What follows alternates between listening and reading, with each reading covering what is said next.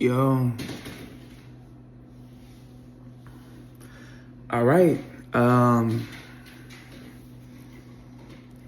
I've been trying to tell this story for years. I've been sober for 4 years, but I did meth.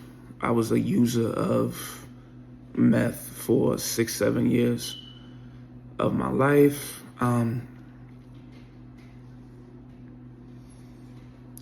It's a long story, so I think what I'm gonna do is I'm gonna make like a 3 or 4 part video. This video is just gonna be how it started, when it began. Uh, I guess I'll just jump right into it. I got invited to a kickback that was down the street from my people's house. At the time, I lived at my people's house here in Houston. This like Afro Hawaiian nigga that I went to high school with, we was in like economics or something together. I had bumped into him on whatever the app of the day was. I don't know if it was BGC, if it was Jacked, if it was Adam for Adam. That's what we was on back then. And I bumped into him, and he invited me over to this nigga's house that lived in the neighborhood over. It was like 2-3 blocks away. So I got in my car and I went over there. And when I got to the door, it was this big, beautiful house, right? I got to the door and the nigga from high school answered the door ass the fuck naked. And I was on that kind of time.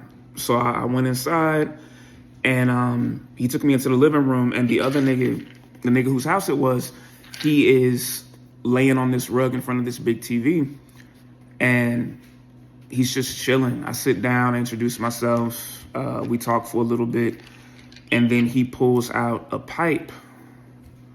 Now, if you've never been around meth before, if you don't really know too much about it, and I feel like a lot of black people didn't really know shit about meth, because that was some white people shit years ago. Niggas were not doing meth. That was some backwoods, rural America, trailer park shit. So when he pulled this pipe out, I was like, crack? I ain't doing crack, y'all doing crack?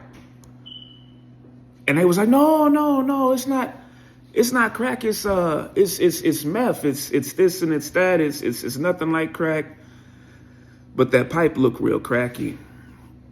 But I'm a Gemini. I'll try anything once. And so I hit it, and I didn't immediately feel anything. I had smoked a lot of weed up until that point. Like, I used to smoke so much weed, so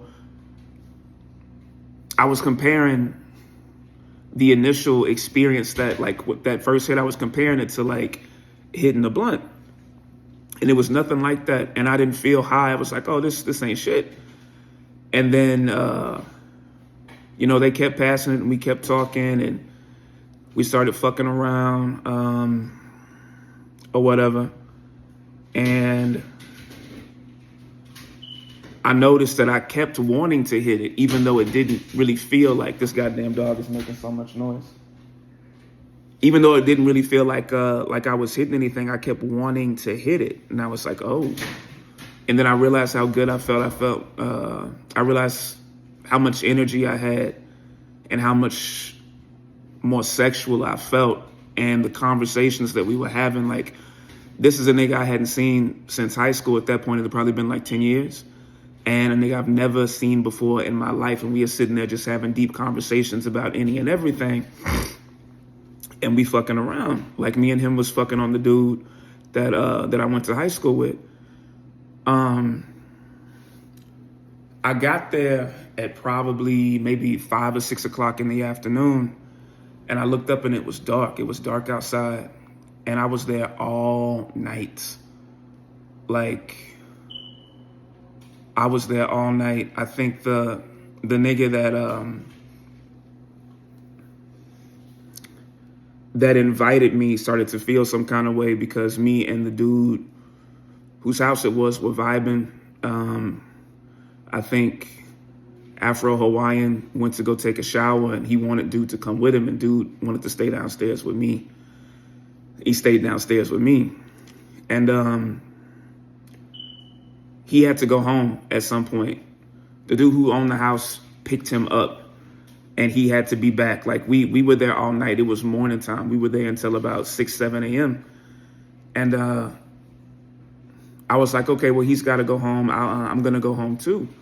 And he pulled me to the side and he was like, come back after that nigga. After, I'm going to tell you when I get back from picking him up, and you just come back since you live down the street. So, of course, that's what I did. And we smoked some more and he got to fuck on me. And that's really how it started, dog. Like, me and him would just chill. I would either chill with the dude that owned the house, or I would pick up the nigga, the Afro-Hawaiian dude, and we would just find somewhere to smoke and chill. And eventually me and him fell off because of that whole thing with the dude that owned the house. And I ended up chilling with this real handsome dude that was a dealer. And he was trying to smoke me out or whatever. And he stayed on my way home from work.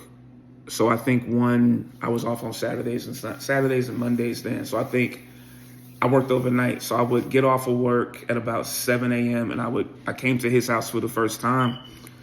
And this was different because it wasn't just this casual experience where, somebody went and bought some drugs or whatever, and we all gonna sit around, 2 or 3 of us are gonna sit around and do them. This is a nigga with like bricks, like pounds, ounces and shit in his house because he sells it. So it was a completely different experience. I pulled up, this nigga had like a filthy as fuck apartment, like filthy apartment, but he was really cute. And that didn't really matter much because the apartment was just so filthy, dog. And I was getting ready to leave, and he didn't have a pipe. He had a bubbler, kind of like some bong shit that you would smoke weed in, or like a hookah. And he put that shit up to my lips, and he just said, pull. And I pulled, and I was instantly high as fuck. Probably the highest I had ever been in my life up until that point. And the room started to look good. The apartment didn't look so bad anymore. Like, shit was everywhere, and it don't look like he ever cleaned, ever. But it didn't look so bad anymore after I took that hit. And I spent that whole morning and afternoon with him. And that became a regular thing. Like, I would get off of work on Sunday and I would just go over there and we would fuck. We would fuck and do all the drugs. He would smoke me out and I would be so high. And I kind of forgot to mention that back with the dude that owns the house and Afro-Hawaiian, no one ever told me what the side effects were. No one told me anything about it. So after I got home, I couldn't sleep. And I had all of this energy. Like, I knocked out my to-do list. I went to the grocery store.